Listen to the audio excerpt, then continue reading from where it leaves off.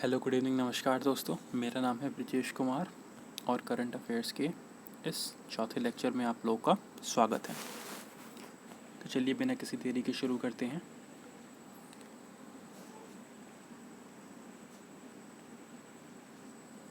Modi government fiscal deficit touches 18.2%। तो ये खबर कुछ अच्छी तो नहीं कह सकते, लेकिन इम्पॉर्टेंट कह सकते हैं। इम्पॉर्टेंट किस लिहाज से है ये? तो एग्जामिनेशन पॉइंट ऑफ व्यू से ये इम्पॉर्टेंट क्वेश्चन बन जाता है। तो फिस्कल डेफिसिट का मतलब क्या होता है? तो फिस्कल डेफिसिट का एक सिंपल मीनिंग ये है कि सरकार के पास जितना पैसा आया और जितना सरकार ने खर्च किया उसका डिफरेंस।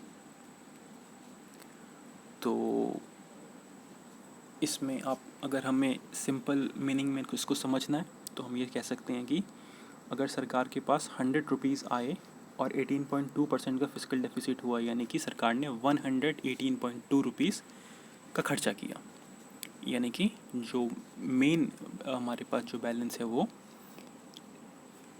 नेगेटिव आया। तो इसको हमें समझकर चलना है।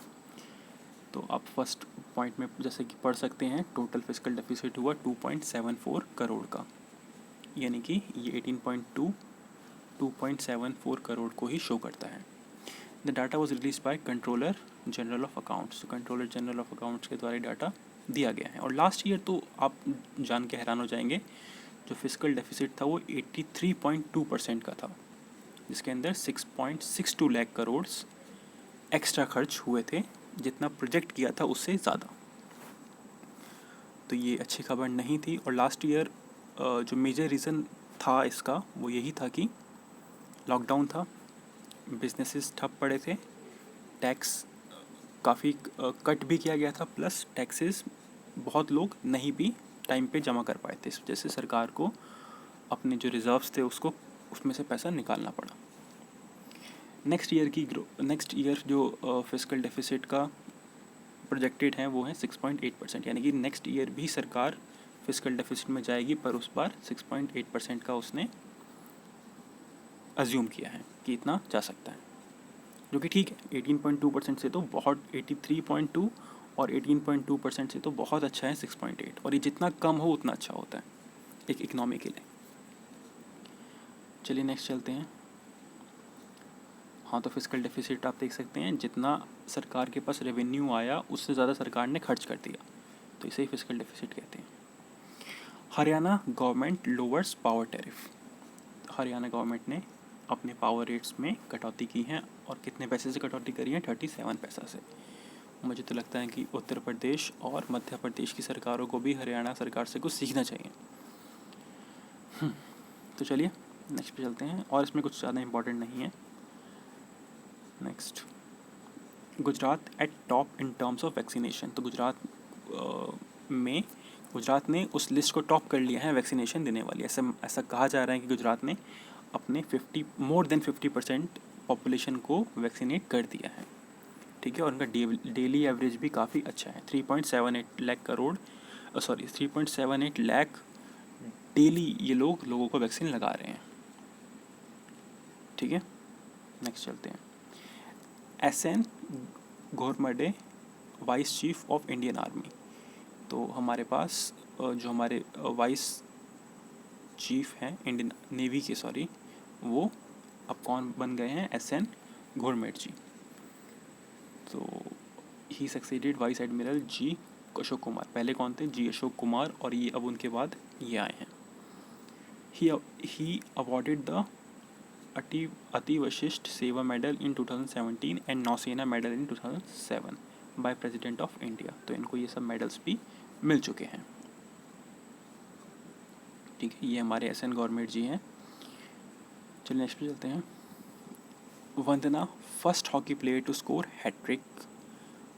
तो वंदना कटारिया जी, जो कि इंडिया टीम के लिए हॉकी खेलती हैं,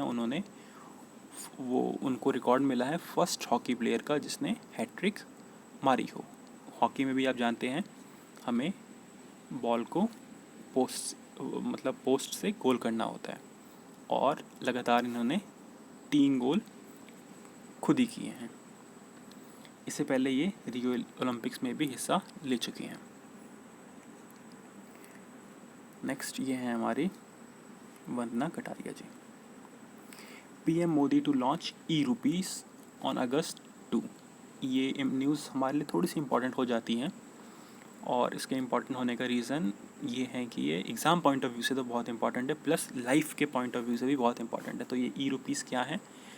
तो ई-रुपीस जो अभी बताया जा रहा है वो है एक तरीके का डिजिटल करेंसी। लेकिन जहाँ तक मैंने इसके बारे में पढ़ा और समझा, तो डिजिटल करेंसी बोलना इसको पूरी तरीके से ठीक नहीं होगा। इसको अगर मुझे इसका नामकरण करने को कहा जाता तो मैं इसको ई चेक नाम रख देता। इसका ई चेक, जैसे हम चेक किसी को इशू करते हैं तो हमने जिसको वो चेक इशू किया केवल वही उसको विड्रॉ कर सकता है, और उसके अलावा कोई और विड्रॉ नहीं कर सकता। वैसे ही ये ई रुपी है। ई रुपी क्या है?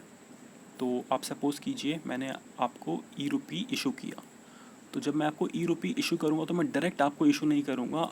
आपको उस ई रुपी का क्या करना है, जैसे कि सपोज़ आपको उस ई रुपी से ब्रेड ख़रीदना है, तो मैं एक्चुअली ई रुपी ब्रेड वाले को इशू करूँगा, लेकिन आपके थ्रू। तो आप अपने ई रुपी को, यानी कि आप अपने जो वॉलेट में, चाहे QR कोड के रूप में, चाहे SMS के रूप में, जो आपके पास ई रुपी मेरा वाउचर आया है, आप उसको अपने ब्रेड वाले को दीजिए, तो ब्रेड वाला आपको ब्रेड देगा। तो इस तरीके से ई रुपी काम करेगा। तो ये डायरेक्ट बेनिफिट ट्रांसफ़र बिल्कुल भी नहीं है, और शायद मुझे ऐसा लगता है कि सरकार ने इसको इसीलिए लागू किया होगा कि सरकार ये देखना चाहती है कि जो लोगों को पैसा दिया जा रहा है वो पैसा वो क्या उसी जगह यूज़ कर रहे हैं या कहीं और कर दे रहे हैं। तो ये एक तरीके की सोची समझी कोशिश है सरकार की, जिसके थ्रू वो बहुत सारी चीज़ों को मॉनिटर कर सकती हैं। चलिए नेक्स्ट पे चलते हैं। और अगर आप इसके बारे में थोड़ा और पढ़ेंगे जानेंगे तो अच्छा रहेगा। चलिए नेक्स्ट चलते हैं। तो ये ई रुपी किसके द्वारा लॉन्च हुआ है? मोदी जी के द्वारा। अगर आपने ये लॉन्च होते हुए देखा होगा तो आपने उस पर उनके एक ट्रायल देखा होगा कि कैसे एक लेडीज़ वैक्सीनेशन सेंटर पे जाती हैं और वो वहाँ पे अपना ई रुपी वाउचर शो करती हैं लेडी को, और लेडी उसे वैक्सीन के लिए उसका ई वाउचर कोड लेकर उसको वैक्सीन दे देती है। यानी कि वो जो ई रुपीज़ उस लेडी को इशू हुआ था वो एक्चुअली वैक्सीन वाले के लिए ही इशू हुआ था, वो वैक्सीन के ही लिए ही इशू हुआ था। आप देखिएगा इसे, बहुत इंटरेस्टिंग चीज़ है। Special task force for cow protection in Haryana. तो हरियाणा में गौ सेवक और गौ रक्षक नाम से स्पेशल काउ प्रोटेक्शन टीम बनाई जाएगी। गाय के लिए आप जानते ही हैं हमारे इंडिया में कितनी केयर और कितना सोचा जाता है उसके लिए।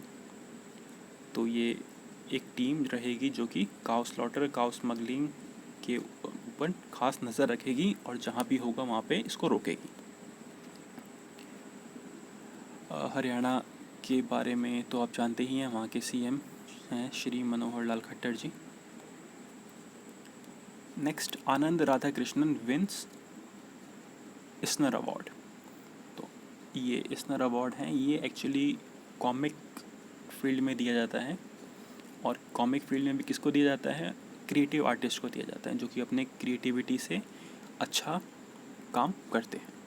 तो इस बार ही आनंद राधा कृष्णन को मिला है। एक्चुअली ये बहुत ही प्रेस्टीजियस अवार्ड है, और कई लोग तो इसे कॉमिक फील्ड का ऑस्कर अवार्ड्स भी कहते हैं। तो आप इस अवार्ड के बारे में थोड़ा और जान लीजिए इन सब बातों को पढ़ के। ठीक है, चलिए नेक्स्ट पे चलते हैं। ये हैं हमारे आनंद राधा कृष्णन जी, जिनको ये अवार्ड मिला है। PEM to setup manufacturing unit. तो PEM क्या है? PEM है प्रीवेल इलेक्ट्रिक मोबिलिटी। ये एक तरीके का मैन्युफैक्चरिंग हब है, किसके लिए? इलेक्ट्रिक व्हीकल्स के लिए। तो ये अपना जो टारगेट था इसका, ये अब उस टारगेट से ज़्यादा की मैन्युफैक्चरिंग करेगी। अभी शायद ये साल में 25,000 इलेक्ट्रिक व्हीकल्स बनाती हैं, लेकिन आगे जाके इसका टारगेट 40 to 50,000 एक ही साल में बनाने का टारगेट है। तो इसके लिए अब ये खुद को एक्सपेंड कर रही हैं, और अब कहाँ पे इसका यूनिट सेट होगा? बहरामपुर नियर गुरुग्राम। तो गुरुग्राम में इसका नया मैन्युफैक्चरिंग यूनिट सेट होगा, जिसका एक ऑलरेडी मैन्युफैक्चरिंग प्लांट है नेब्राना राजस्थान में। एक बात और जो इस कंपनी के बारे में इम्पॉर्टेंट है वो ये है कि ये एक फ्रेंच ल्यूब्रिकेंट कंपनी है, FRVLN। ये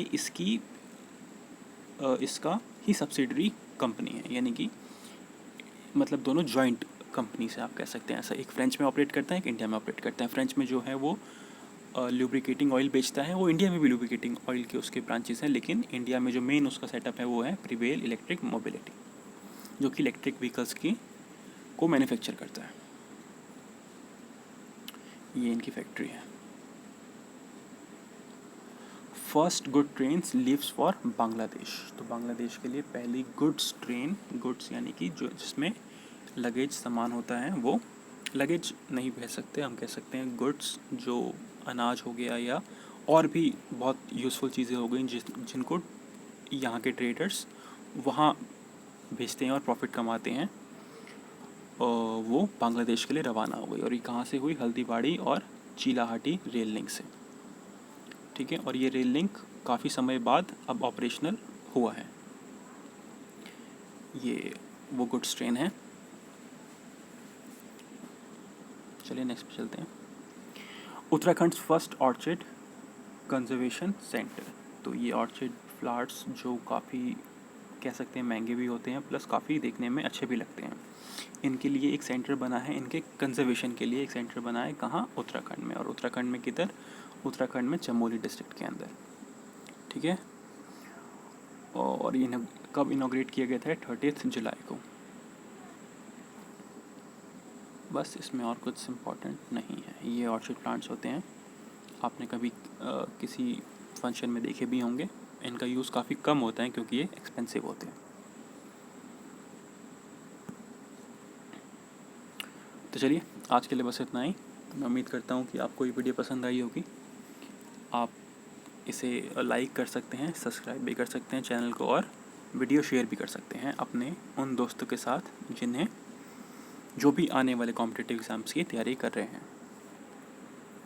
अगर आपको इसकी PDF चाहिए, इस पूरे प्रेजेंटेशन की PDF चाहिए, तो आप मुझे इस मेल ID पर लिखकर भेज सकते हैं। Thank you, have a good day.